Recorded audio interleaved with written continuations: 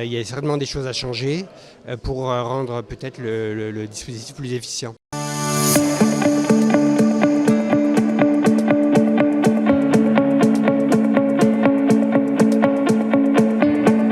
La recherche fondamentale, c'est pas forcément peut-être le plus caractéristique du crédit impôt recherche. Il y a d'autres outils pour promouvoir la recherche fondamentale, notamment du côté de l'université. Là, le crédit impôt recherche, il est destiné principalement aux entreprises qui font de la recherche et développement, donc avec un côté de recherche avec application.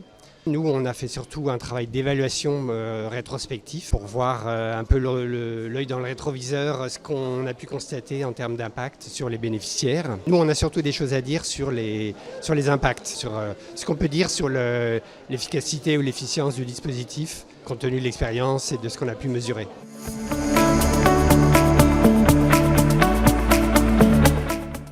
Certainement, et d'autant plus que quand on se compare avec d'autres pays dans le monde, on voit que la France a fait un peu du surplace pour la recherche et développement globalement.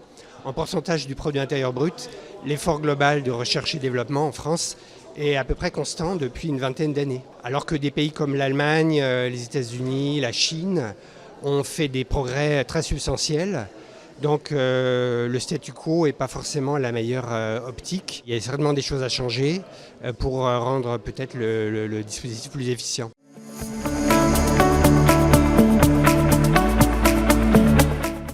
C'est un peu l'idée qu'on a eue quand on regardait quelques exemples de dispositifs comparables à l'étranger. Et en tout cas, ce qu'on constate, c'est que le crédit impôt recherche fait partie des dispositifs fiscaux d'aide à la R&D. En l'an 2000, il y avait 19 pays de l'OCDE qui s'en étaient dotés. Et maintenant, on en est à 33, selon les derniers chiffres publiés par l'OCDE.